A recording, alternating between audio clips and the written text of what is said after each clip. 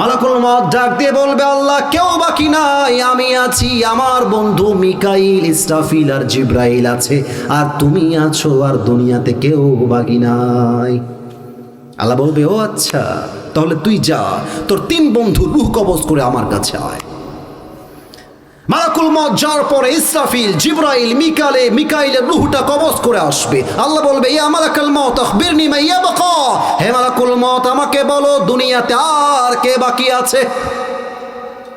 মালাকুল মউত থরথর করে কাঁপতে থাকবে, থরথর করে কাঁপবে, গায়ে জ্বর উঠে যাবে, খিঁচুনি উঠে যাবে, থরথর করে ভাইব্রেট করতে থাকবে। মালাকুল মউত বলবে, আল্লাহ দুনিয়াতে কেউ বাকি নাই, একমাত্র তুমি আর আমি ছাড়া আর কেউ নয়। আল্লাহ বলবে, মালাকুল মউত এবার তুই মরে যা, তুই শেষ হয়ে যা। মালাকুল মউত বলবে, আল্লাহ আমি কেন মরব? আমি তো সবাইকে মারলাম, আদম থেকে নিয়ে ঈসা সবাইকে তো আমিই মারলাম, আমি কেন মরব?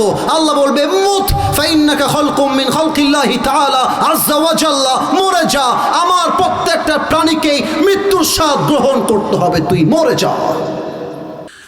He says in this verse, I have sent this Quran which is explaining everything in this world.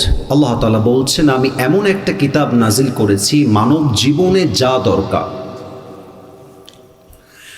রাষ্ট্রে যা দরকার, রাজনীতিতে যা দরকার, পার্লামেন্টে যা দরকার, সংসদে যা দরকার, যুবকের জন্য যা দরকার, নারীর জন্য যা দরকার, সমাজে যা দরকার, মুরব্বীর যা দরকার, একজন মায়ের যা দরকার, একজন বোনের যা দরকার, এমন কোনো কথা নাই যে কথাটা আল্লাহ তাআলা এই কিতাবে বলে দেয় নাই। তাও তো সুবহানাল্লাহ বলবেন না আপনার সবাই? There is everything in this Quran, সব আছে, আপনাকে জানতে হবে, আপনাকে পড়তে হবে।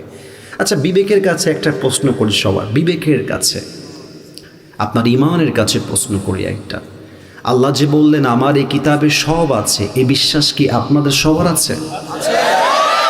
ওরা বলে নাই, মনে হয় ওদের বিশ্বাসটা নাই। কথা বলো না কেন তোমরা ভাই আমার? আর একবার জিজ্ঞেস করি, কোরআনে যে সব আছে, বিশ্বাস কি আমাদের সবার আছে? এটা ইমানের প্রশ্ন ভাইজান। আচ্ছা, আমি যদি মাদ্রাসার ছাত্র ভাইয়েরা যারা এসেছেন, এর জবাবটা জুড়ে দিবেন এই প্রশ্নের অন্তপক্ষে। কোরআনকে যদি আমরা যে কোনো বিষয় প্রশ্ন করি, সায়েন্টিফিক হতে পারে, রাজনৈতিক হতে পারে, অর্থনৈতিক হতে পারে, সমাজ নিয়ে হতে পারে, বিয়ে নিয়ে হতে পারে, যে কোনো বিষয়ে প্রশ্ন করি, এবং কোরআনকে যদি আমি বলি, Quran do you know that or not, তুমি কি উত্তরটা জানো নাকি জানো না? কোরআন কি আমাদেরকে নো বলবে নাকি ইয়েস বলবে? ইয়েস বলবে, সহজ। যদি আপনি কোরআনকে বলেন, কোরআন তোমাকে নাজিল করেছে কে? কোরআন জবাব দিবে, তাবারাকাল্লাযী নাযালাল ফুরকানা আলা আবদিহি লিয়াকুনা লিল আলামিনা নাযীরা। কোরআন আরো জবাব দিবে, তানজিলাম মিম্মান খালাকাল আরদা ওয়াস সামাওয়াতিল উলা। এ কোরআন নাজিল করেছেন তিনি, আকাশ এবং জমিনের মালিক যিনি। বলেন তো সেই মালিক একজন, তিনি কে? আল্লাহ। আচ্ছা, কোরআন তুমি নাজিল কার উপরে হয়েছো? ওয়া আমিনু বিমা নুজিলা আলা Muhammad, believe in whatever Allah subhanahu wa ta'ala has sent to his last messenger Muhammad sallallahu alaihi wasallam. ঈমান আনো সেই মহা সত্য বাণীর উপরে, যে বাণীকে আল্লাহ তাআলা চির সত্য বাণী করে তোমাদের পেয়ারা হাবিবের উপরে নাজিল করে দিয়েছে। সুবহানাল্লাহ পড়বেন না আপনারা সবাই? আচ্ছা, কোরআন তুমি কোন মাসে আসছো? শাহরু রমাদান আল্লাযী উনজিলা ফীহিল কোরআন। কোরআন তুমি কি দিনে আসছো না রাতে আসছো? ইন্না আনজালনাহু ফী লাইলাতিল কদর ওয়ামা আদরাকা মা লাইলাতুল কদর। আচ্ছা, কোরআন তুমি কেন আসছো? What is your purpose, what is your mission, what is your vision? তুমি কোন উদ্দেশ্যে এসেছো? 13 নম্বর পারা 14 নম্বর পৃষ্ঠা সূরা ইব্রাহিমের 1 নম্বর আয়াত, কিতাবুন আনজালনাহু ইলাইকা লিতুখরিজান নাসা মিনাল যুলুমাতি ইলান নূর। O my prophet, I have sent this Quran to lead the mankind out of darkness into the light. ও নবী, কোরআনটা দিয়েছি আমি আল্লাহর একটাই উদ্দেশ্য, আমি আল্লাহ চাই আপনি জাহান্নামী বান্দাগুলোকে জান্নাতি বান্দা বানায় দিবেন। সুবহানাল্লাহ। এটা হচ্ছে সেই কোরআন। এই কোরআন নিয়ে আমরা আলোচনা করতে চাই। ফামান তাবিআ হুদায়া ফালা খাউফুন আলাইহিম ওয়ালা হুম ইয়াহজানুন। এই কোরআন যে মানবে, যে বুঝবে, যে ফলো করবে, তার জীবনে দুশ্চিন্তা, হতাশা বলতে কিছুই থাকবে না। সুবহানাল্লাহ পড়বেন না আপনারা সবাই? আসুন তাকবীর দিয়ে স্লোগানের মাধ্যমে let's talk about the selected topic. নির্দিষ্ট বিষয়ে আলোচনা করতে চাই। যারা এসেছেন বেয়াদবি নেবেন না, একটা আবদার রাখবো, সবাই মিলে গলা ঠিক করার জন্য একটু কাশি দেন তো। মাশাআল্লাহ, আশা করছি আপনাদের ভয়েসটা নাও ইট হ্যাজ বিকাম ক্লিয়ার। দেখা যাক তাকবীরের স্লোগানটা আসে কিনা। লিল্লাহি তাকবীর। পেছনে আওয়াজটা মেবি আমার কানের প্রবলেম, পেছন থেকে আল্লাহু আকবারের ধ্বনিটা আমার কানে আসে নাই। সবাই মিলে একবার আল্লাহর নামের স্লোগান, এটা তো আসিফ হুজুরের নামের কোনো স্লোগান নয়, আল্লাহর নামের স্লোগান। লিল্লাহি তাকবীর। আমি এই মুহূর্তে 1 থেকে 3 গুনবো। 1 থেকে 3 গোনার ভিতরে মন, বিবেক, অন্তর স্থির করে ফেলেন। এটা আমার জীবনের শেষ মাহফিল এলাকায় এতটুকু লিখে রাখেন। আবার কবে দেখা হবে একমাত্র আল্লাহ তাআলা ছাড়া পৃথিবীর কেউ কিন্তু জানে না। আগেই বলেছি একটা মুহূর্ত নষ্ট করতে চাই না, সোজা কথা বলবো আল্লাহর কোরআন দিয়ে। আচ্ছা, ভূমিকায় যে কথাগুলো বলেছিলাম একটাও কি আল্লাহর কোরআন দিয়ে বাদ দিয়ে বলেছিলাম ভাইজান? সব আল্লাহর কোরআন থেকে বলেছি। 1 থেকে 3 গুনছি, সুন্দর করে আমার চোখে চোখ রাখেন, নিজেকে বোঝান। চায়ের দোকানে জীবনে বহু আড্ডা দিয়েছিস, ফেসবুকে বহু আড্ডা দিয়েছিস, ফ্রেন্ড সার্কেলে বহু আড্ডা দিয়েছিস। আজকে 1 ঘন্টা আসিফ হুজুরকে দিতে হবে একমাত্র আল্লাহর জন্য। রাজি আছেন তো সবাই ইনশাআল্লাহ? 1। আমি কিন্তু হাসির কথা বলবো না তো, তাই একটু নিজেকে স্থির করে শক্ত করে রাখেন যেন কথাগুলো আপনার কলিজায় গিয়ে আঘাত করতে পারে। 1। আস্তাগফিরুল্লাহ, আস্তাগফিরুল্লাহ। 2। মাশাআল্লাহ, মাশাআল্লাহ। 3। যা চেয়েছিলাম তার চেয়ে সুন্দর পরিবেশ হয়ে গেছে। আমার প্রিয় ধামরাইবাসী, ঢাকাবাসী, আজকে আলোচনার সেন্ট্রাল থিম বা সাবজেক্ট ম্যাটার, মূল আলোচ্য বিষয় হচ্ছে আখেরাতের যাত্রা, মৃত্যুর যাত্রা, কবরের যাত্রা। রাজি আছেন তো সবাই শুনতে ইনশাআল্লাহ? আচ্ছা, আখেরাতের যাত্রা কি এমন কোনো যাত্রা যে যাত্রায় আসিফ হুজুর যাবে আর কেউ যাবে না? সবাই যাবে। কুল্লু নাফসিন যায়িকাতুল মাউত। Everybody has to take the test of death. প্রতিটা প্রাণীকে আল্লাহ তাআলা মৃত্যুর স্বাদ গ্রহণ করাবে। 28 নম্বর পারা 13 নম্বর পৃষ্ঠা সূরাতুল জুমার 8 নম্বর আয়াত। কুল ইন্নাল মাউতাল্লাযী তাফিরুনা মিনহু ফাইন্নাহু মুলাকীকুম। ও মাই প্রফেট, টেল ইওর উম্মাহ, হে নবী আপনি আপনার উম্মতদেরকে বলে দেন, তারা কি কবর থেকে পালিয়ে যেতে চায়? তারা কি মৃত্যু থেকে পলায়ন করতে চায়? অসম্ভব। আইনামা তাকুনু ইউদরিকুমুল মাউত ওয়ালাউ কুনতুম ফি বুরুজিন মুশাইয়াদা। তুমি যদি মাটির নিচে সুড়ঙ্গ খুঁড়েও পালিয়ে যাও, ওই মাটির নিচ থেকে তোমাকে মালাকুল মউতের মাধ্যমে পাকড়াও করবে একজন। বলেন সবাই, তিনি কে? পালিয়ে যাওয়া যায় না, পালিয়ে যাওয়া যায় না। আসুন আমরা কোরআন থেকে শুরু করছি, একের পর এক আয়াত ভিত্তিক তাফসীর। আমি যদি কোরআনকে একটা প্রশ্ন করি যে কোরআন, মাঝে মাঝে আমি আমারটা বলছি, আপনাদেরটা আপনারা ভালো জানবেন, মাঝে মাঝে আমাকেই মন বলে যে আসিফ তুই তো ইউর ভেরি ইয়াং ম্যান, তোর তো বয়স খুবই কম, যুবক মানুষ তুই, তোর মৃত্যুর সময় এখনো অনেক দূরে আছে।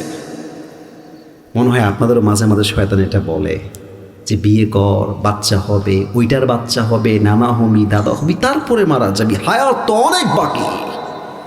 আচ্ছা কোরআন, আমার মনে যদি এই চিন্তাটা আসে, তুমি আমাকে কি বলতে চাও? 17 নম্বর পারা 1 নম্বর পৃষ্ঠা 3 নম্বর লাইন, সূরাতুল আম্বিয়ার 1 নম্বর আয়াত। اقترب للناس حسابهم وهم في غفلة معرضون. The time of people's judgment has come very near, but their neglecting is act like they will never die. মানুষের হায়াতটা এতটা শেষ প্রান্তে পৌঁছে গিয়েছে, তার পাটা কবরের এত কাছে পৌঁছে গিয়েছে যে জাস্ট এই যে নিঃশ্বাসটা আপনি নিয়েছেন, সেকেন্ড নিঃশ্বাস যে নিতে পারবেন এর কোনো গ্যারান্টি আমাদের কাছে নাই। কথা ভুল বললাম না ঠিক বললাম? বলেন আপনার সময় এতটা কাছে। ইকতারাবা লিন-নাসি হিসাবুহুম, হিসাবের দিন অনেক নিকটে, বাট তুমি আছো অনেক দূরে। ওমা তাদরি নাফসুম মাযা তাকসিবু গাদা ওমা তাদরি নাফসুম বিআইয়ি আরদিন তামুত। কিছু মানুষ দেখবেন আগামী 10 বছর কি করবে প্ল্যানিং করে, আছে না?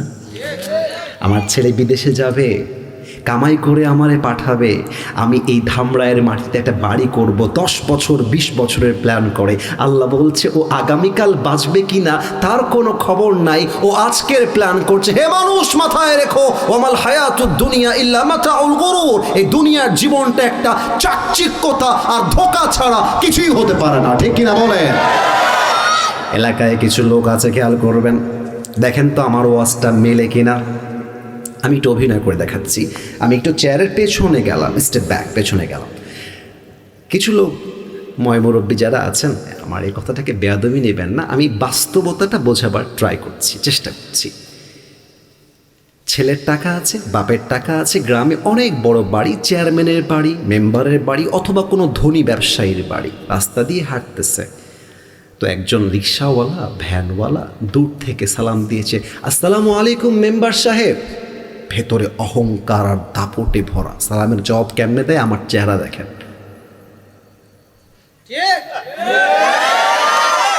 মুখ দিয়ে জবাব দেয় না, অহমিকা, অহংকার, আমার বাড়ি, আমার ঘর। যদি সময় পান আসিফ হুজুরের ওয়াজটা বলে দিয়েন যে ভাইজান, আপনি যে বাড়ি নিয়ে গৌরব করছেন, আপনি মরলে আপনার ছেলে বলবে আমার বাড়ি, আপনার ছেলে মরলে আপনার নাতি বলবে আমার বাড়ি। আসলে বাড়ি এবং ঘরের মালিক আমরা কেউ নই, আসলে ঘরের মালিক একজন, তিনি কে? পরের জায়গা পরের জমিন ঘর বানায় আমি রই, আমি তো সেই ঘরের মালিক নই। গান না আমার সাথে, পরের জায়গা পরের জমিন, আমি তো সেই ঘরের মালিক নই, সেই ঘরখানা যার জমিদারি, আমি পাই না তাহার হুকুম জারি, আমি পাই না জমিদারের দেখা, আমি পাই না জমিদারের দেখা, মনের দুঃখ কারে কই, আমি তো সেই ঘরের মালিক নই। পরের জায়গা পরের জমিন ঘর বানায় আমি রই, আমি তো সেই ঘরের মালিক নই। ঘরের মালিক কে? আচ্ছা, তার মানে আমার মৃত্যু এতটাই কাছে, এতটাই কাছে। হে কোরআন, হে কোরআন, তুমি আমাকে এবার জবাব দাও। মানুষের হায়াতের সময় যখন শেষ হয়ে যাবে, মালাকুল মউত যখন চোখের সামনে হাজির হয়ে যাবে, আখিরাতের যাত্রার ডাক যখন চলে আসবে, মানুষের জীবনের শেষ কথা, শেষ বাক্য কি হবে, এই জবাব আল্লাহর এই কোরআনে আছে না নাই? আছে। 18 নম্বর পারা সূরাতুল মুমিনুনের 99 এবং 100 নম্বর আয়াত, খুব মনোযোগ দেন। আল্লাহ কি বলছেন আমাদের জন্য? হাত্তা ইযা জাআ আহাদাহুমুল মাউতু ক্বালা রাব্বিরজিউন। মানুষের কাছে যখন মৃত্যুটা হাজির হয়ে যাবে, মানুষের জীবনের শেষ কথা একটাই হবে, ক্বালা রাব্বিরজিউন, গিভ মি অন চান্স। কথা বোঝা যায়? গিভ মি অন চান্স, একটা সুযোগ দাও, আমি আর বিড়ি খাবো না, আমি আর জেনা করব না, আমি আর ধামরায়ের মাটিতে সুদের ব্যবসা করব না, আমাকে একটা সুযোগ দাও। আমার কথা নয়, আল্লাহর কথা। এই মুরব্বীটা একটা সুযোগ চাইবে। পর্নোগ্রাফিতে আসক্ত থাকা যুবক বলবে আমাকে একটা সুযোগ দাও, আমি তওবা করে আল্লাহর কাছে যেতে চাই, একটা সুযোগ দাও। আচ্ছা, কোরআন ওই মুরব্বী যুবক এবং মা বোন যখন সুযোগ চাইবে, মালাকুল মউতকে কি বলবে আল্লাহ? কোরআনের জবাব আছে না নাই? ইন্নাহা কালিমাতুন হুয়া কাইলুহা ওয়া মিন ওয়ারাইহিম বারযাখুন ইলা ইয়াউমি ইউবআসুন। আল্লাহ বলবে, খবরদার মালাকুল মউত, don't give him chance anymore, আর একটা সুযোগ দেওয়া যাবে না। এ তো এমন বেঈমান কুলাঙ্গার বান্দা, ওকে যদি আবারও হায়াত দিয়ে দেই, ও 3 দিন পরে আল্লাহকে ভুলে আবার বেনামাজি হয়ে যাবে, ঠিক কিনা বল? আমার কথা নয়, এটা আল্লাহর কথা। এবার আমি একটা কথা যুবকদেরকে বলবো, হয়তোবা মায়েরা বোনেরা আমাকে শুনছেন দূর থেকে, পর্দার আড়াল থেকে। মুরব্বীরা একটু আমার চোখে চোখ রাখবেন। এখানে সবাই দাড়ি টুপি পাঞ্জাবি পরে এসেছেন, কিন্তু আমাদের এরই মাঝে এমনও কিছু শ্রোতা আছেন আগে বলছি হাসবেন না, আমি সিরিয়াস হয়ে বলছি। আপনি যদি গিয়ে পকেট চেক করি, আপনাদের এখানে কারো কারো পকেট থেকে এখন এই মাহফিলে বিড়ির প্যাকেট খুঁজে পাওয়া যাবে। এখানেই বসে আছে ওয়াজ শুনছে। আমি কিন্তু ক্রিটিসাইজ করবার জন্য বলি না, বোঝাবার স্বার্থে বলছি। ডানে some people are creating noise over there, ওই সাইডে মেবি কিছু কথা বলছে, আওয়াজ আসছে, কথা বলো না, আর ফোনটা সাইলেন্ট রাখেন। কার ফোন বাজে? ফোনটা একদম সাইলেন্ট। এখানে এমনও যুবক বসে আছে, আমি যদি ওর মোবাইল ফোনটা চেক করি পকেট থেকে বের করে, লক খুলে ফেলি মোবাইল ফোনের, এখানে এমনও যুবক বসে আছে মোবাইল ফোনটা চেক করলে হাজারো নারীর উলঙ্গ ভিডিও ছবি খুঁজে পাওয়া যাবে। কথা ঠিক আছে? আছে, দু একজন আছে। আর এখানে এলাকায় হয়তো বা অনেক মায়েরা বোনেরা আমার ওয়াজ শুনছেন বাড়ি থেকে, পর্দার আড়াল থেকে। বাংলাদেশের রাস্তাঘাটে, পার্কে, ঢাকা শহরে যত মেয়ে পার্কে গিয়ে প্রেম করে, তার ৮০% মেয়ে বোরকা ওয়ালিরাই প্রেম করে বেড়ায়। ঠিক কিনা বলেন? এখানে এমনও মানুষ বসে আছে, বাবুরা তোমরা কথা বলো না, বাবুরা এই যে যারা আছে তোমরা একদম চুপ থাকো, ওদেরকে একটু আলাদা করে দেন তো, 2 জন এদিকে যাও, ওই যে 3 জন এদিকে যাও, ক্যামেরার এইদিকে, এই যে তোমরা ওদিকে যাও, ওদিকে যাও, কলিজা ওদিকে যাও। তোমরা একসাথে চিল্লাইলে মুরব্বীদের ওয়াজটা বুঝতে সমস্যা হবে, বুঝতে হবে।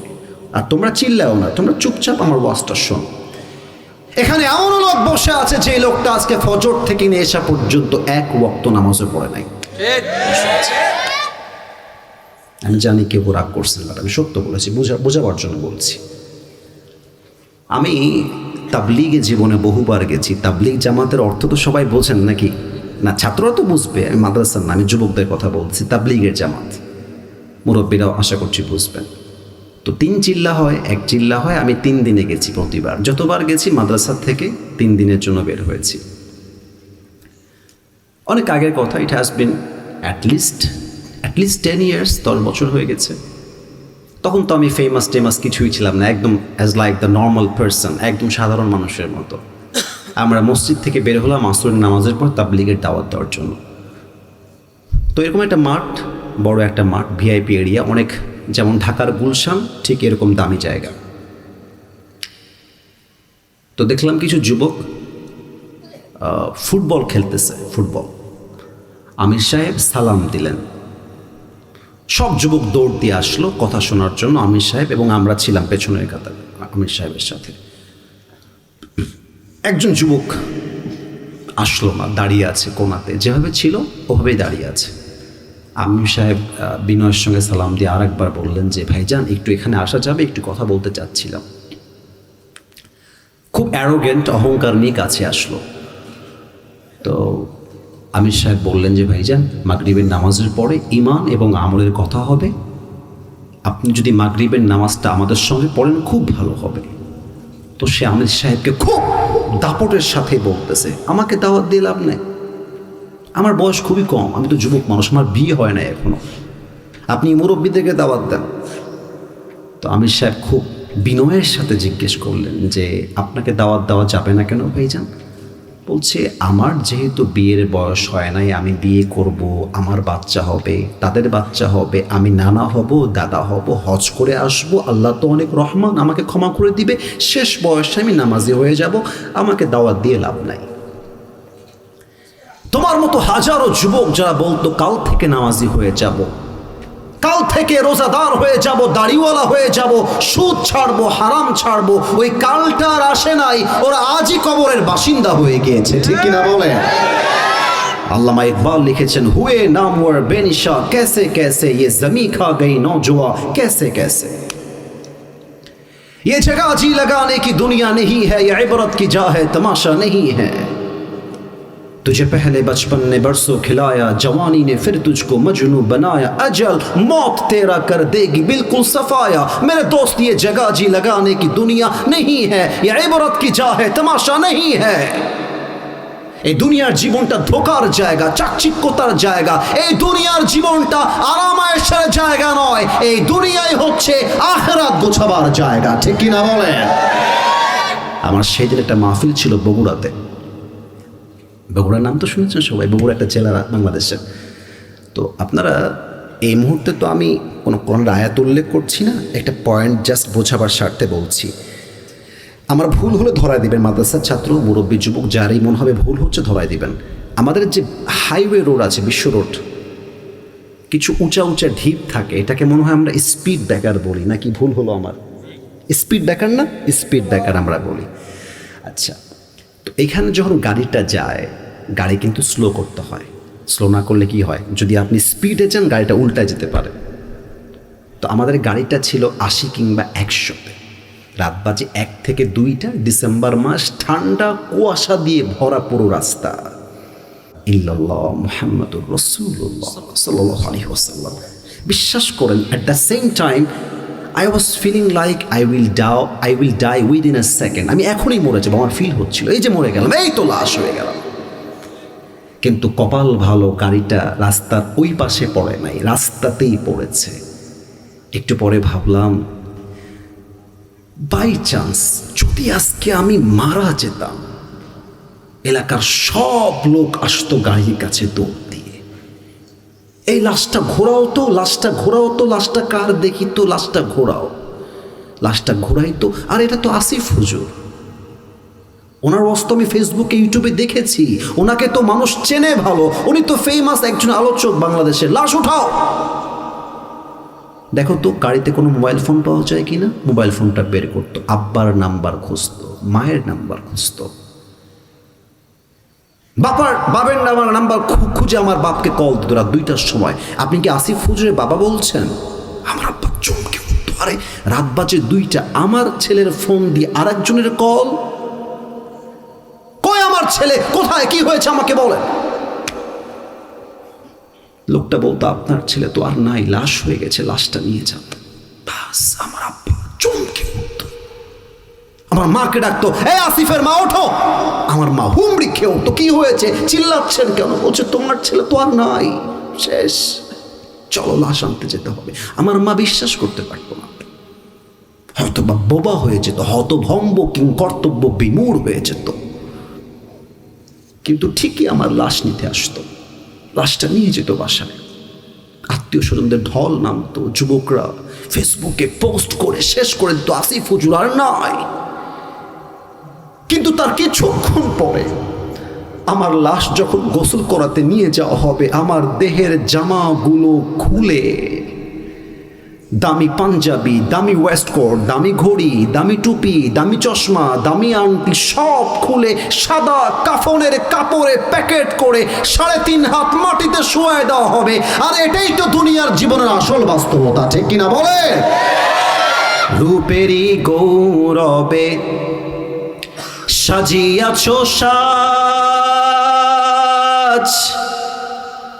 সোনা দানা কত কি আর রাজকী পোশাক।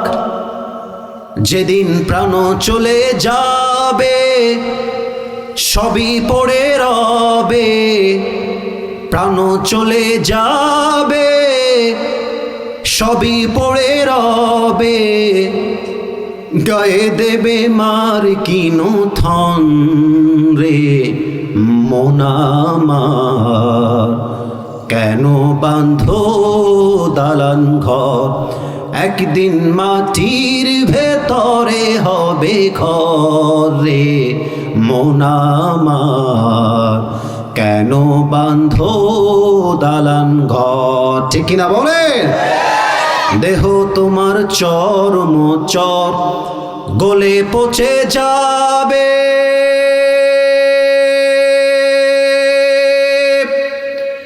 শিরার উপর শিরাগুলি ছিন্ন ভিন্ন হবে, মন্ডু মিরু দণ্ড সবই হবে খণ্ড খণ্ড, মন্ডু মিরু দণ্ড সবই হবে খণ্ড খণ্ড, পড়ে রবে মাটির উপরে মন আমার, কেন বাঁধো দালান ঘর। ধামরাইবাসী একটা লাইন সবাই মিলে গান তো আমার সাথে, একদিন মাটির ভেতরে কেন বান্ধো দালান ঘর, ঠিক কিনা বলেন সবাই? This is the reality of this world. এটাই দুনিয়ার বাস্তবতা। Whether you accept it or not, that doesn't matter, but this is the reality. এটাই বাস্তবতা, মানলেও সত্য, না মানলেও সত্য, এটাই বাস্তব কথা। কিন্তু একটা প্রশ্ন করব এখন, এতক্ষণ যাবৎ কাউকে প্রশ্ন করি নাই জানার জন্য, জাস্ট রেসপন্স নিয়েছি, আছে না নাই বলেন সবাই ঠিক কিনা, এতটুকুই বলেছি, প্রশ্ন করি নাই। বাট আমার কাছে মনে হচ্ছে মাদ্রাসার ছাত্ররা ছাড়া মোস্ট অফ দ্য পিপল উত্তরটা ভুল দেবে মনে হচ্ছে, পার্সোনাল পয়েন্ট অফ ভিউ বললাম। বাট আই হোপ আপনারা সবাই উত্তর দেওয়ার জন্য চেষ্টা করবেন, সঠিক উত্তরটা। বলেন তো, কবরের যাত্রা যখন শুরু হয়ে যাবে, লাশ মাইয়াতকে যখন কবরে দাফন করা হবে, 40 কদম যখন আত্মীয়রা দূরে চলে যাবে, দুইজন ফেরেশতা এসে মাইয়াতকে মোট কয়টা প্রশ্ন করবে? That's not right answer. 4টা কে বলেছেন? 4টা। ইফ এনিবডি সেড 4th, তুমি বলেছো 4টা। Anyone else? আর কেউ কি বলেছেন? 2 পিপল। মাশাআল্লাহ, 2জন পাওয়া গেছে। দে আর রাইট। আপনি বলেছেন 4টা, 3জন বলেছেন 4টা। That is the right answer. মূলত প্রশ্ন হবে মোট 4টা। 3টা যে জানেন এটা ভুল, কারণ মূলত প্রশ্ন হবে 4টা। আমি শিখাই দিচ্ছি, ব্যাপারটা এরকম নয় যে কাউকে ইনসাল্ট করলাম। আমিও জানতাম না, আমি জেনেছি স্টাডির মাধ্যমে, রিসার্চের মাধ্যমে। মূল প্রশ্ন 4টা। আচ্ছা, আমি প্রশ্ন করছি, you have to answer me very loudly, জবান খুলে জবাব দিবেন। মার রব্বু, বলেন তো আমাদের রব একজন, তিনি কে? এটা না ধামরায়ের আওয়াজটা হয় নাই। আর একবার, আমাদের রব এক সত্তা, তিনি কে? আল্লাহ আমার রব। বলেন না, আল্লাহ আমার রব। দমে দমে তুনু মনে তারি অনুভব, তোমার দুনিয়াতে আমি যেদিকে তাকাই, অথই নিয়ামতে ডুবে আছি সবাই। পাখপাখালির কণ্ঠে শুনি তসবি কল রব, তসবি কল রব। আল্লাহ আমার রব, এই রবই আমার সব।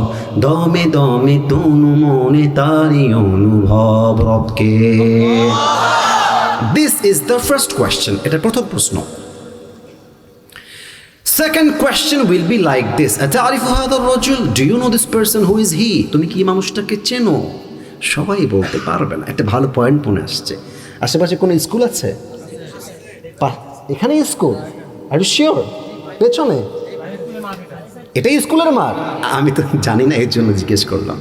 মনে করেন আমি একজন এই স্কুলের ছাত্র, ফর এন এক্সাম্পল, উদাহরণ হিসেবে। আজকে তো মনে হয় বৃহস্পতিবার, তাই না? নাকি আজকে জুমার রাত? এটা কি আপনারা জানেন সবাই? এটা জুমার রাত, খুব বরকতপূর্ণ রাত। কিন্তু এটা, এই রাতে দোয়া করলে আল্লাহ বান্দার দোয়াকে খালি হাতে ফিরায় দেন। তো কালকে আমার এই স্কুলে পরীক্ষা আছে, কথার কথা। সকাল বাজে 10টা। তার আগের দিন রাতের বেলা প্রশ্নপত্রটা নিয়ে, গাইড বুক যেটাকে বলে, প্রশ্নের সাজেশন যেখানে থাকে, একটু অভিনয় করছি, পয়েন্ট বুঝবেন। বাংলাদেশের রাজধানীর নাম কি? ঢাকা। ঢাকা ঢাকা ঢাকা। বাংলাদেশের সবচেয়ে বড় সমুদ্র সৈকত কোথায়? কক্সবাজার। কক্সবাজার মুখস্থ করতেছি। অ্যান্ড ফাইনালি এক্সাম দেওয়ার টাইম চলে আসছে, পরীক্ষার হলে ঢুকে গেছি। স্যার বলছে, আপনি আসিফ হুজুর না?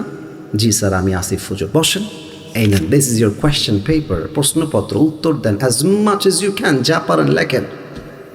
প্রশ্নপত্র হাতে পেয়েছি। প্রশ্নপত্র হাতে পেয়ে আমার মনটা খুশি হয়ে গেছে। ইয়ার जो मैंने पढ़ा था वही आ गया है। বুঝলে বুঝ পাতা, না বুঝলে যা পড়েছিলাম তাই চলে আসছে। লাগা উত্তর। বাংলাদেশের রাজধানী কোথায়? ঢাকা। বাংলাদেশের সবচেয়ে বড় সমুদ্র সৈকত কোথায়? কক্সবাজার। উত্তর ফাটাই দিলাম একদম লিখে, বের হয়ে চলে আসছি। প্রিয় কলেজের টুকরা ধামরাইবাসী, আমার বাইশাকান্দাবাসী, দুনিয়াতে প্রশ্ন উত্তর হয় ব্রেন দিয়ে, মুখস্থ করে। কিন্তু কবরের প্রশ্ন উত্তর ব্রেন দিয়ে হয় না, মুখস্থ দিয়ে হয় না। ওখানে উত্তর করতে চাইলে ইমান, আমল, চরিত্র ঠিক করে যাওয়া লাগে। That is the difference. এটাই পার্থক্য। এখন আমার দিকে তাকান। আচ্ছা, মাইক তো হটবে না, আমি একটু উঁচু হচ্ছি। আমার মুখে কালো কালো যেটা আমি রেখেছি, এটার নাম কি বলেন তো? এদের জীবনেও বিয়ে হবে না, আসলে বিয়ে হবে না। এই যে এরা কথা কয় না আমার সাথে। আর একবার, এদিকে কত সুন্দর মুরব্বীরাই আছে কথা পায়, যুবকরা কথা বলছে, হুজুর বিয়ে তো করবোই না, আপনি বদদুয়ার কি করবেন? আমার দিকে তাকান, আমার মুখে কালো কালো, এটার নাম কি ভাইজান? দাড়ি। আমাকে পাম দেওয়া লাগবে না, মনের ভিতরে যা আসে তাই বলবেন। আমি যে যুবক বয়সে দাড়িটা রেখেছি, দাড়িতে কি আমাকে কোনোভাবেই আজকে দেখতে আনস্মার্ট লাগতেছে ভাইজান? খ্যাত লাগতেছে ভাইজান? কিছু মেয়ে আছে দেখবা দাড়ি দেখলে গায়ের মধ্যে জ্বালা পড়া শুরু হয়ে যায়, মানে এদের আবার দাড়িওয়ালা পছন্দ হয় না, গাঞ্জাখোর দেখলে ঠিকই পছন্দ হয়। যুবক, আমি আমার মাহফিলে বলেছিলাম কি, যেই মেয়েদের দাড়ি পছন্দ হয় না এদের জন্য বিটিএস এর হিজড়া ছাড়া সেকেন্ড কোনো অপশন নাই আমার যুবক ভাইরা, তাই না? আর যেই মেয়ে আমাকে দাড়ির জন্য বিয়ে করতে চায় না সে তো আমার বাড়ির বউ হওয়ার যোগ্যতাই রাখে না, আর যেই মেয়ে আমাকে দাড়ির জন্য বিয়ে করতে চায় সেই তো আমার বাড়ির বউ হওয়ার যোগ্যতা রাখে। আপনি বলবেন আমার নবী মুহাম্মদুর রাসূলুল্লাহ সাল্লাল্লাহু আলাইহি ওয়াসাল্লাম, আর আপনি ক্লিন শেভ করবেন দুনিয়াতে, আপনি নামে মুসলমান হতে পেরেছেন, কাজে আপনি মুসলমান হতে পারেন না। আমার এখনো মনে আছে, আমি যখন কাফিয়া জামাতে পড়তাম, আলহামদুলিল্লাহ এখানে মাদ্রাসার ছাত্ররা আছো, আমি আমার ক্লাসে এবং পুরো মাদ্রাসাতে আউয়াল 1 নাম্বার ছাত্র, সবাই আমাকে চিনতই 1 নাম্বার ছাত্র হিসেবে। আমি কিন্তু কোনো শো অফ না, বোঝাবার স্বার্থে বলছি। তো মাদ্রাসার ছাত্র যারা এসেছেন তারা জানবেন যে 1 নাম্বার ছাত্র যারা হয় তাদেরকে হুজুররা একটু বেশি ভালোবাসে, মায়া করে, আদর করে। তা আমাদের হুজুর একদিন আমাকে বলছিলেন যে আসিফ, একজন যুবক বিয়ে করছে, বিয়ে করার পরে বাসর রাতে স্বামী স্ত্রী তো বাসর রাতে একে পাশে বসে, দুজন বসেছে পাশাপাশি খাটের উপরে। তো যুবকটা মেয়েকে বলতেছে যে আপনি কি আমাকে বিয়ে করে হ্যাপি হয়েছেন, খুশি হয়েছেন? মেয়েটা বলছে হ্যাঁ আমি খুশি, আলহামদুলিল্লাহ, I am very grateful to have a husband like you, আপনাকে পেয়ে আমি ধন্য হয়েছি। কথা বলো, ডানে কথা কে বলছে? কথা বলো না, একটু কথা বললেও শোনা যায়, কারণ পুরো পরিবেশটা শান্ত, তো কথা বলো না। তো যুবকটা বলছে যদি কোনো সমস্যা থাকে আমাকে বলতে পারেন। তো মেয়েটা বলছে আমার কোনো অবজেকশন নেই, তবে আমার একটা জায়গায় আপত্তি আছে। যুবকটা বলতেছে একটু আগে বললেন নো প্রবলেম, এখন বলতেছেন সমস্যা আছে, may I know that problem, জানতে পারি সমস্যাটা আসলে কি? তো মেয়েটা বলতেছে যে আপনাকে এই দাড়িতে কেমন যেন চাচা চাচা লাগে, আপনি দাড়িটা কেটে ফেললে আপনাকে দেখতে যুবক যুবক লাগবে, ওইটা আমার পছন্দ, আপনি কি এটা করতে পারবেন? যুবক আবার খুব চালাক এবং খুব কড়া, বলতেছে হ্যাঁ করা যাবে, তাহলে আপনি এক কাজ করেন, আমি আপনাকে তালাক দিয়ে দিই, আপনি বাড়ি যান, যাকে দেখতে চাচা চাচা লাগে না তাকে বিয়ে করেন, আমার দ্বারা সম্ভব না। তার মানে কি বুঝলেন? যুবকটা বোঝাতে চেয়েছে তোমার মতো হাজারো মেয়ে আমার জীবনে আসবে যাবে, তবে তোমার মতো মেয়ের জন্য আমি আমার নবীর সুন্নতকে কেটে ফেলবো, এটা কষ্টের কালো সম্ভব হতে পারে না। একটা সামান্য মেয়ের জন্য দাড়ি ক্লিন শেভ করে ফেলে, আরে বেটা দেখ তো আমার দিকে দাঁড়িয়ে আছে, তোদের কি মনে হয় মেয়েরা আমাকে পছন্দ করে না? করে। আমার কথা বলছি না, আমি সবার যা দাড়িওয়ালা আছে মাথায় রাখবা, দাড়িওয়ালাকে সেই পছন্দ করে যে ফাতেমার চরিত্রে চরিত্রবান, আর দাড়িওয়ালাকে অপছন্দ করে সেই মেয়ে যে টিকটকে টিকটকার। অতএব আমার নবীর আদর্শ আছে যেখানে আমরা আছি। Second question is done. Third question, ওয়ামা দীনুক, উত্তর দেন আমাদের ধর্মের নাম কি? আওয়াজটা মন মতো হয় নাই, আর একবার, ওয়ামা দীনুক, আমাদের ধর্মের নাম কি? ফেরেশতায় আসিয়া যখন জিজ্ঞাসা করিবে দিন কি তোমার মাবুদ কি, বা তখন কি বলিবে? ওরে আল্লাহ বিনে মাবুদ নাই রে জবানে, তাই বলো রে বলো মুখে, আল্লাহ রাসূল সবে বলো। দোয়ারে আইসাছে পালকি নায়রি গাও তোলো রে তোলো মুখে, আল্লাহ রাসূল সবে বলো। ঠিক কিনা বলেন? দুই কান্ধে ছিল যে তোমার দুইজনা পাহারা, তোমারে একলা থুয়া পলাইছে তাহারা, ও তোমার আট কুঠুরি নয় দরজা বন্ধ এবার হলো রে হলো মুখে আল্লাহ রসুল সবে বলো, দোয়ারে আইসাছে পালকি নায়রি গাও তোলো রে তোলো মুখে আল্লাহ রসুল সবে বলো। ঠিক কিনা বলেন সবাই? 3 নাম্বার প্রশ্ন শেষ। Now it's time for the 4th question. 4 number প্রশ্ন আসবে। 4 নাম্বার প্রশ্ন, ফেরেশতা বলবে কি ব্যাপার? একের পরে এক প্রশ্ন করলাম, একটাও তো তুমি আটকাও নাই। ও মা ইলমুক, what is the source of your knowledge? তুমি এতগুলো জ্ঞান অর্জন করেছো কই থেকে? আমরা বলবো একটা কিতাব থেকে। কিতাবটার নাম কি?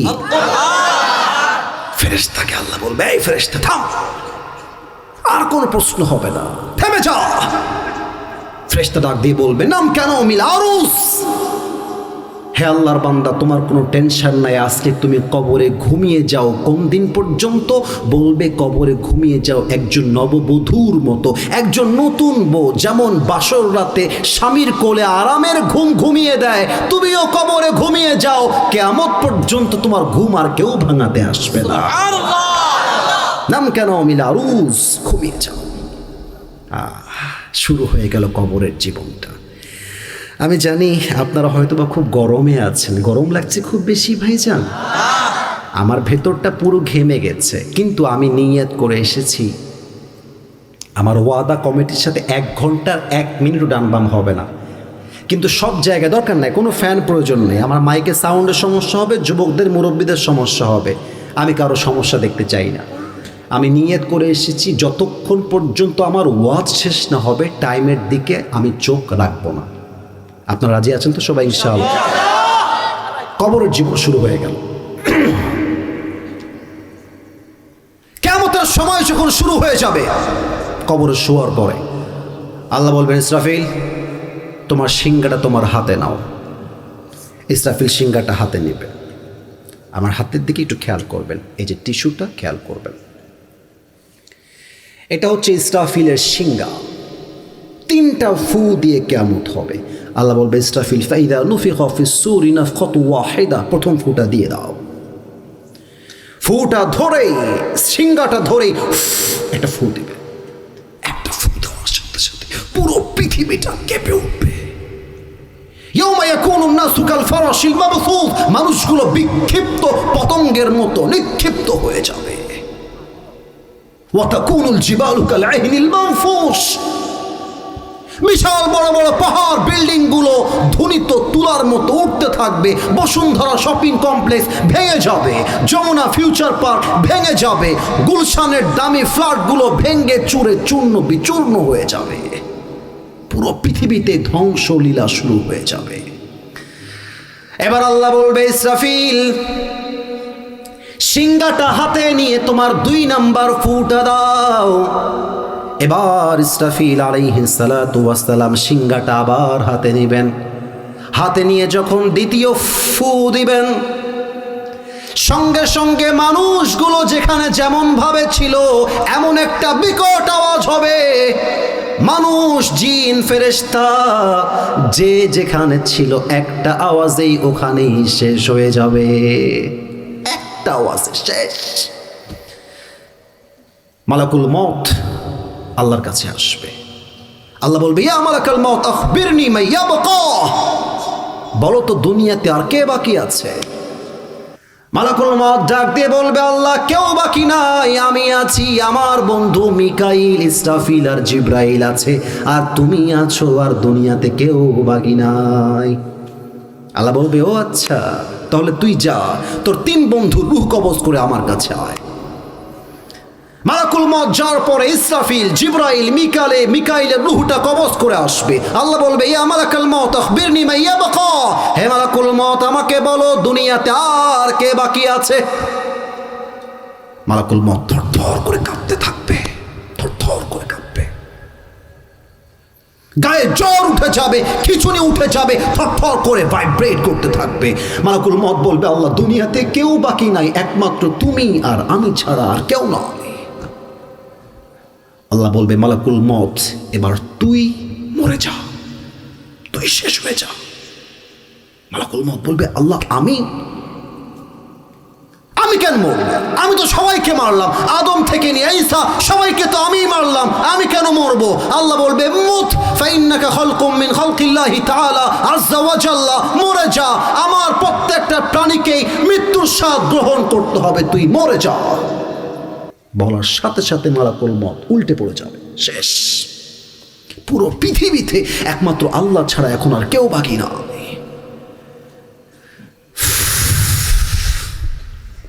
এবার আল্লাহ বলবেন, লিমানিল মুলকুল ইয়াউম, who belongs the kingdom today, আজকে পুরো দুনিয়ার রাজত্ব কার? জবাব দেওয়ার মতো কেউ থাকবে না। আল্লাহ বলবেন, আওয়ামী লীগ কোথায়, বিএনপি কোথায়, জামাত কোথায়, ডোনাল্ড ট্রাম্প কোথায়, রাশিয়া কোথায়, চায়না কোথায়, ইন্ডিয়া কোথায়, কে আছিস বল, আজকের দিনের রাজত্ব কার? কেউ জবাব দেওয়ার জন্য থাকবে না।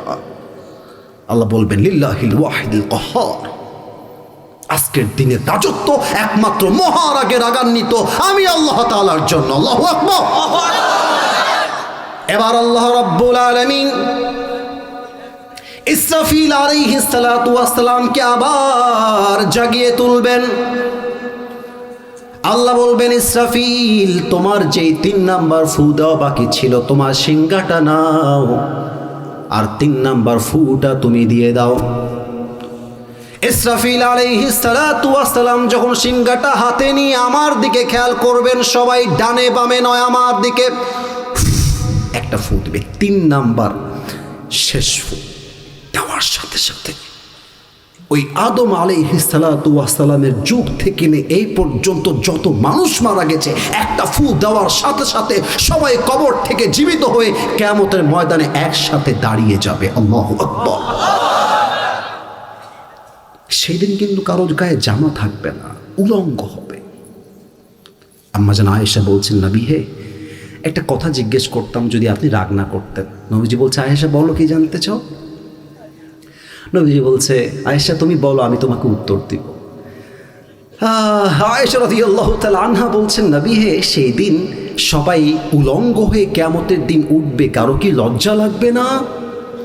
নবীজি বলছেন, আয়েশা তুমি লজ্জার চিন্তা করো, ইয়াউমা ইয়াফিরুল মারউ মিন আখি ওয়া উম্মিহি ওয়া আবিহি, ভাই তার ভাইকে চিনবে না, মা তার সন্তানকে চিনবে না, কেউ কাউকে চিনবে না, পীর তার মুরিদকে চিনবে না, মুরিদ তার পীরকে চিনবে না, নেতা তার কর্মীকে চিনবে না, কর্মী তার নেতাকে চিনবে না। তুমি আছো জামার চিন্তা নিয়ে আয়েশা।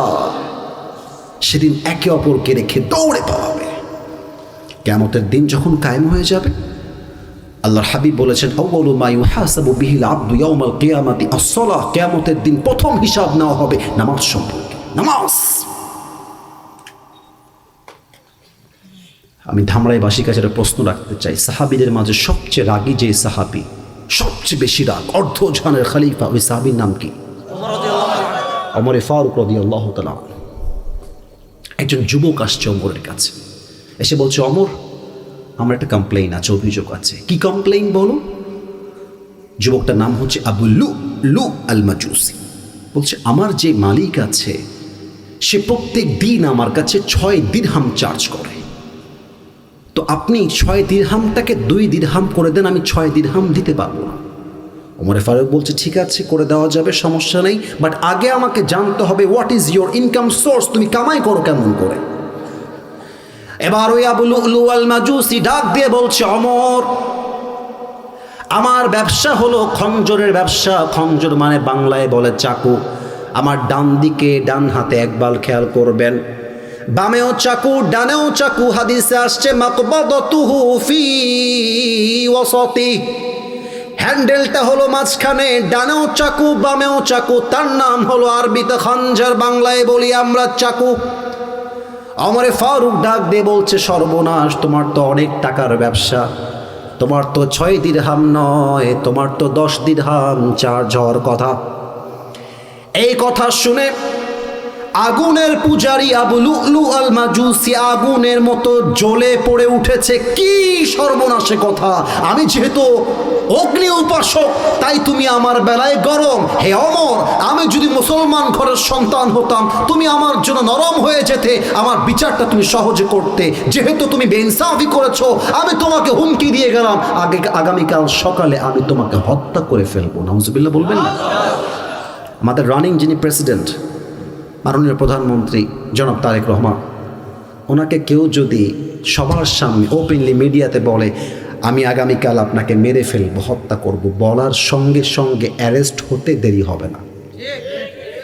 কিন্তু অর্ধজাহানের খলিফা ওমর ফারুককে ওপেনলি পাবলিক প্লেসে বলছে আমি আপনাকে হত্যা করব, হুমকি দিল, তাকে গ্রেফতার করা হলো না। এটাই হচ্ছে আমার ইসলামের সৌন্দর্য এবং স্বাধীনতা। ঠিক কিনা বলেন সবাই? আপনারা ইসলামকে ছোট করেন, আপনারা ইসলামকে মিনিমাইজ করেন, আপনারা ইসলামকে ক্রিটিসাইজ করেন। আমার একটা মাহফিলে কোনো একজন নেতা আমাকে বাধা দিয়েছিল, জানি না আপনারা কেউ ফেসবুকে ইউটিউবে দেখেছেন কিনা। আমার অন্যায় ছিল জাস্ট একটা কথা বলা। আমি সেই দিন আমার ওই মাহফিলে বাঘের মতো উচ্চ কণ্ঠে বলেছিলাম, আগামীর পার্লামেন্ট চলবে কোনো প্রকার মানুষের বানানো আইন দিয়ে নয়, আগামীতে পার্লামেন্ট চলবে আল্লাহর কোরআনের সংবিধান দিয়ে। আমার ঢাকার ধামরায়ের ভাইরা, এটা বলার জন্য আমার মাহফিল তিনি বাধা দিয়েছিলেন। আর যুবকরাও খেপে গেছে, সব যুবক স্টেজে চলে আসছে মাঠ ছেড়ে। নেতা যতক্ষণ পর্যন্ত মাফ চায় নাই, যুবকরা এক কদম পিছু হটে নাই। আমার কথা কি জানেন? শহীদ ওসমান হাদি আমাদেরকে শিখিয়ে দিয়েছে, বিড়ালের মতো 500 বছর বেঁচে থাকার কোনো দাম নাই, সিংহের মতো 1 ঘন্টা আমরা গর্জন দিয়ে বাঁচতে চাই। বলো বীর আমি চির উন্নত মম শির, শির নেহারি আমারই নত শির ওই শিখর হিমাদ্রি। বলো বীর বলো মহাবিশ্বের মহাকাশ ফাড়ি, চন্দ্র সূর্য গ্রহ তারা ছাড়ি, ভুলক দুলক গোলক ভেদিয়া খোদার আসন আরশ ছেদিয়া উঠিয়াছে চির বিস্ময় আমি বিশ্ববিধাত্রীর। বলো বীর আমি চির উন্নতশীল। ঠিক কিনা বলে? ওমর ফারুককে পাবলিক প্লেসে হত্যার হুমকি দিয়েছে, গ্রেফতার করা হয় নাই, বের হয়ে গেছে। এবার সারা রাত মিলে ওমর ফারুককে হত্যা করবার জন্য বিশাল লম্বা একটা খঞ্জর, জাস্ট লাইক দিস, বিশাল লম্বা সাইজ হবে, বানিয়েছে। এখন বানিয়ে রেখেছে কোথায়? আমি জানি মাইকের জন্য you can't see myself very clearly, but যতটুকু দেখা যায় পেটের এই ডান দিকে রেখেছে, পেটের এই ডান দিকে। এখন সে তো ওমর ফারুককে মারবে, এখানে রাখলে তো সবাই দেখে ফেলবে, গ্রেফতার হয়ে যাবে। কি করা যায়? প্ল্যান করেছে। প্ল্যানটা কেমনে করেছে? Look at this tissue. আমরা শীতকালে চাদর মুড়ি দিই, এটা হচ্ছে চাদর। জাস্ট এক্সাম্পল দিচ্ছি টু এক্সপ্লেইন দ্য হাদিস, হাদিস বোঝাবার জন্য।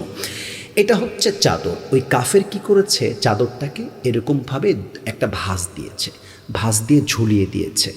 এদিক দিয়ে একটা পার্ট ঝুলে গেছে, এই দিক দিয়ে একটা পার্ট ঝুলে পুরো দেহটা ঢেকে গেছে। ডানের যে পার্টটা ছিল, এই পার্টটাকে পুরো পেট ঢেকে পুরোটা এভাবে উঠিয়ে মুখের নাকের উপর দিয়ে এভাবে জড়িয়ে দিয়েছে, মেয়েদের নেকাবের মতো। চোখ ছাড়া আর কিছু দেখা যায় না। আশা করছি আপনারা বুঝতে পেরেছেন। এবার পুরো মুখটা ঢেকে ফজরের আজান যখন হয়ে গেছে, সাহাবা একরামদের সাথে ছদ্মবেশে মসজিদ নববীর ভিতরে মুসল্লি হয়ে আসছে নামাজ পড়তে। ওমর ফারুক ইমাম হিসেবে এসেছেন, এসে বলছেন সফু সুফু ফাকুম, কাতার সোজা করো, কাঁধে কাঁধ মিলিয়ে দাঁড়াও। আল্লাহু আকবার, সুবহানাকা আল্লাহুম্মা ওয়া বিহামদিকা ওয়া তাবারাকা ইসমুকা ওয়া তাআলা জাদ্দুকা ওয়া লা ইলাহা গায়রুক, আলহামদুলিল্লাহি রাব্বিল আলামিন, আর রহমানির রহিম, মালিক ইয়াউমিদ্দিন। নামাজ শুরু হয়ে গেছে। ওমর ফারুক রাদিয়াল্লাহু তাআলা আনহু সূরা ফাতিহা শেষ করেছেন, আর একটা সূরা মিলিয়েছেন, কিরাত মিলিয়েছেন। কিরাত যখন মেলানো শেষ হয়ে গিয়েছে, ওমর ফারুক রাদিয়াল্লাহু তাআলা আনহু নামাজের নিয়ম অনুযায়ী আল্লাহু আকবার রুকুতে গিয়েছেন। ওমর ফারুক পড়ছেন সুবহান রাব্বিয়াল আযীম, সুবহান রাব্বিয়াল আযীম। তাসবিহ যখন পাঠ করছেন, তাসবিহ পাঠ করার পরে তিনি পড়ছেন সামি আল্লাহু লিমান হামিদাহ, উঠে গেছেন। আর যখনই উঠে দাঁড়িয়েছেন, ওই কাফেরটা পেছন দিক থেকে লাফ দিয়ে ঘুরে ওমরে ফারুকের সামনে চলে আসছে। ওমরে ফারুক কিছু বুঝে ওঠার আগে পেট থেকে খঞ্জরটা বের করে ওমরে ফারুকের পেটের ডান দিক থেকে বাম দিকে একবার, বাম দিক থেকে ডানে একবার, আবার ডান থেকে বামে আর একবার, 3টা ছুরি দিয়ে পৌঁছ দিয়েছে। আঘাতের জোর এত বেশি ছিল, হাদিসে আসছে ওমরে ফারুকের পেটটা কেটে নাড়ি ভুড়িগুলো সব বাইরে বের হয়ে গেছে। ওমরে ফারুক চিৎকার দিয়ে বলছেন, কতালানি আল কালব,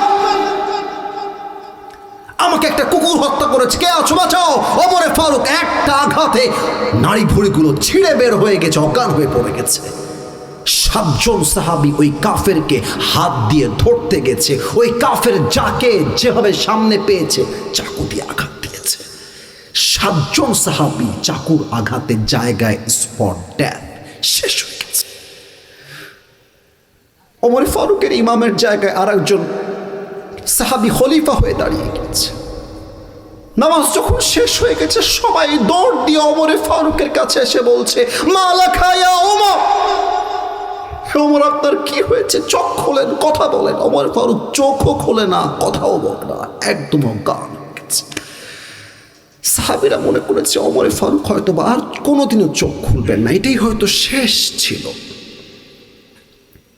একজন সাহাবী চিৎকার দিয়ে উঠেছে, চিৎকার দিয়ে বলছে, এই না তবে ফিল মাদিনা, ডাক্তাররা কোথায়? সবাইকে ডাক দাও। ডাক্তাররা আসছে।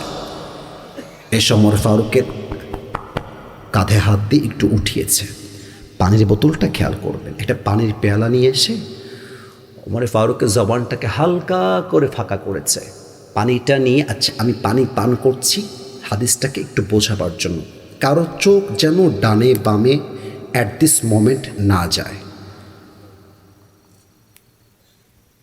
পানিটা আমি পান করলাম, গলা দিয়ে গেল, বুক দিয়ে নেমে পেটে যাবে পাকস্থলিতে।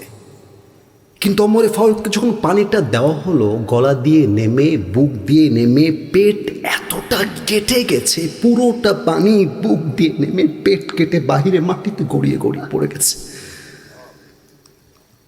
এবার ভাবেন তো, চোখের সামনে ওমর ফারুক শুয়ে আছে আপনার, আর আপনি দেখতে পাচ্ছেন ওমর ফারুক রাদিয়াল্লাহু তাআলা আনহুর পেট কেটে পানিগুলো বের হয়ে যাচ্ছে। সাহাবা ইকরাম কেমনে সহ্য করবে এই দৃশ্যটা চোখের সামনে? সব সাহাবী কান্না শুরু করে দিয়েছে। এক ডাক্তার বলছে পানি দিয়ে কাজ হবে না, আইন আল্লাহ, দুধ কোথায়? দুধ নিয়ে আসো। দুধ গাঢ় খাবার, সহজে পেট কেটে বাহিরে বের হবে না। দুধ নিয়ে আসছে, দুধ দিয়েছে, দুধটা গলা দিয়ে নেমে বুক দিয়ে নেমে পেট দিয়ে সবগুলো দুধ বাহিরে বের হয়ে গেছে। সাহাবা ইকরাম বুঝে গেছে ওমর ফারুক শেষ, আর চোখ খুলবে না। সবাই হতাশ হয়ে গেছে। হঠাৎ করে ওমর ফারুক রাদিয়াল্লাহু তাআলা আনহু আমার চোখের দিকে তাকান, চোখটা হালকা, একদম কম, হালকা করে চোখটা খুলেছে। আর দূর থেকে একজন সাহাবী দেখেছে ওমর ফারুক তার চোখটা খুলেছে, দূর দিয়ে চিৎকার দিয়ে উঠেছে, ইয়া ওমর, ইয়া খলিফাতুল মুসলিমিন, মালাকা ইয়া ওমর, মালাকা ইয়া ওমর, দৌড় দিয়ে আসছে। ওমর ফারুক রাদিয়াল্লাহু তাআলা আনহু চোখটা খুলে ওই সাহাবীর দিকে ইঙ্গিত করছেন, কেমন করে খেয়াল করেন। একবার ওমর ফারুক মুখটা ইঙ্গিত করছেন, আর একবার তিনি কান ইঙ্গিত করছেন, আবার তিনি কানে হাত দিচ্ছেন, আবার তিনি মুখে হাত দিচ্ছেন। ওই সাহাবী দূর থেকে বুঝে গিয়েছে ওমর ফারুক রাদিয়াল্লাহু তাআলা আনহু আমার কানে কানে মনে হয় কিছু বলতে চায়। দৌড় দিয়ে আসছে, কানটা বাড়িয়ে দিয়েছে, আর মনে মনে ভাবছে আমাকে হয়তো বা বলবে আমার মৃত্যুর পরে তুমি আমার সন্তানকে দেখে রেখো, আমার পরিবারকে দেখে রেখো, রাজ্যকে দেখে রেখো, এটাই হয়তো বা শেষ কথা হবে। কানটা যখন বাড়িয়ে দিয়েছে ওমর ফারুক তার জীবনের শেষ কথা, আসাল্লান নাস, আসাল্লান নাস। ও সাহাবী, আমার কোনো খবর লাগবে না, আমাকে জাস্ট একটা কথা বলো।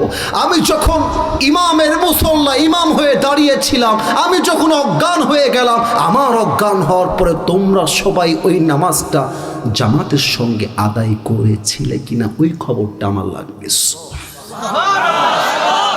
আপনি বুঝতেছেন ভাইজান, কথাটা বুঝতেছেন? ওমরে ফারুককে, যাকে আল্লাহর নবী দুনিয়াতে জান্নাতের টিকিট দিয়ে গেছে, দুনিয়াতেই জান্নাতের টিকিট পেয়ে গেছে, ওই সাহাবী মৃত্যুর শেষ মুহূর্তে নামাজকে বলে নাই। আমি যদি যুবকদেরকে জিজ্ঞেস করি কবে ফজরের নামাজ জামাতে পড়েছো, এখানে এমনও যুবক আছে বলতেই পারবে না কবে ফজরটা জামাতে পড়েছে, বলতেই পারবে না। শুধু জুমার দিন আসে, আর বাকি দিন একদিনও আসে না, শুধু জুমার দিন আসে। তাও কখন আসে?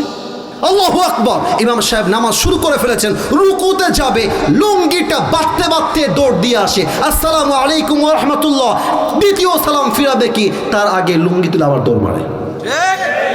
বাস্তব, চোখে দেখে বলছি, চোখে দেখে বলতেছি। হয় জুমা পড়বে, অথবা বাপ মরলে বাপের জানাজায় আসবে, আর কোনো নামাজ সে পড়ে না। ঢাকার একজন সেলিব্রিটি, নাম বললে সবাই চিনে ফেলবেন, নাম বলবো না, অনেক বড় সেলিব্রিটি, অনেক ফলোয়ার্স তার, আমাকে মোবাইল ফোনে কল দিল। ভক্ত, মানে ভালোবাসে, ওয়াজ শোনে, পছন্দ করে আমাকে, আজহার সাহেবকে শোনে। আমাকে বললো, হুজুর আমি 4 বছর যাব 5 ওয়াক্ত নামাজও পড়ি নাই, জুমার নামাজও পড়ি নাই, ঈদের নামাজও পড়ি নাই, 5 বছর। I mean, could you imagine that, যে একজন মানুষ কতটা অন্ধকার জগতে থাকলে এরকম হইতে পারে? 5 বছর নামাজ নাই। আজকালকার বেশিরভাগ মেয়েরা জাস্ট বোরকা পরে শখ হিসেবে, চরিত্র এতটাই কালো যে বোরকাওয়ালি মেয়ে, তবে 4-5টা বয়ফ্রেন্ড তার একারই আছে। যুবক ভাইরা, ঠিক কিনা বলো? শফে মুসলমান, শফে মুসলমান। সবাইকে আমি অনুরোধ করবো, এখন 2টা হাত সবাই মিলে তোলেন, সবাই মিলে, কেউ যেন বাদ না যায়। আমি জানি 1.5 ঘন্টা যাবত আপনার প্রায় ক্লান্তই হয়ে গেছেন বলতে গেলে। আমি সবাইকে একটা আবদার রাখবো, এখন একটা কাশি দেখতে, 2টা ওয়াদা করাবো আল্লাহর কাছে, একটু সবাই মিলে ওয়াদাটা করবেন। বলেন আল্লাহ। আওয়াজটা না জোরে হওয়া লাগবে তা না, তবে আল্লাহ নামটা যেন দিল থেকে আসে, দ্যাটস ইট। এটা আমি চাই, দিল থেকে। একটু বলেন তো আল্লাহ। আরো 2বার ডাকবেন, বলেন আল্লাহ। আরেকবার ডাকেন, বলেন ও আমার আল্লাহ। বলেন সবাই, আমি তোমার শাহী দরবারে দিল থেকে, বলেন তওবা করছি। এই তওবাটা জাস্ট বললেই হবে না, দিল থেকে আপনি ফিল করবেন যে আপনি বলতেছেন। বলেন সবাই, তওবা করছি ও আল্লাহ। আওয়াজটা বাড়াতে হবে, ও আল্লাহ, তুমি আমার জীবনের সব গুনাহ মাফ করে দাও। একটু বলেন তো সবাই মিলে, আমিন। মাশাআল্লাহ। 2 নাম্বার ওয়াদা, বলেন তো আল্লাহ। ডানে একটু আওয়াজটা জোরে চাই, বলেন আল্লাহ, আমি তোমাকে ওয়াদা দিলাম। একটু জোরে বলেন না, ওয়াদা দিলাম, আজ থেকে 1 ওয়াক্ত নামাজ আর, মাশাআল্লাহ আওয়াজটা পারফেক্টলি আসতেছে, খুব সুন্দর। আরেকবার, আর কখনো ছাড়বো। এবার হাতটা হালকা উঁচু করেন, আমার দিকে তাকান, এভাবে বলবেন না। না, হাতটা নড়ে নাই তো প্রিয় ভাইরা, বলেন সবাই না। বলেন সবাই, ছাড়বো না। বলেন সবাই আওয়াজ দিয়ে, ইনশাআল্লাহ। এবার হাতটা নামায় আমাকে ডাক দেন, বলেন সবাই হুজুর। এবার তো খুব আওয়াজ ভালো আছে দেখতে পাচ্ছি, বলেন সবাই আসিফ হুজুর। আমরা ধামরাইবাসী, আপনাকে ওয়াদা দিলাম, আজকে দোয়া না করে আমরা কেউ উঠে যাব না। বলেন ইনশাআল্লাহ। আজকে প্রোগ্রাম যে হবে বিশ্বাস করেন আমি কল্পনা করি নাই। আমার কালকের প্রোগ্রামটা রাস্তা দিয়ে যাচ্ছি, ধরে ফেলবো, কল আসছে হুজুর, সম্ভব না। বৃষ্টিতে তাকান, এই যে উপরের এটা কি বলে, সামিয়ানা উড়ে গেছে, স্টেজ ভেঙে গেছে, সব উড়ে গেছে বৃষ্টিতে। আজকে আসছি ঢাকার একদম প্রপার হয়ে, শহর হয়ে, জায়গায় জায়গায় পুলিশ আটকায়, জায়গায়। আর আল্লাহর রহমতে এই যে ফেসবুকে মানুষ আমাকে দেখে, সালাম আলাইকুম স্যার, সব ঠিক আছে, ছেড়ে দেন।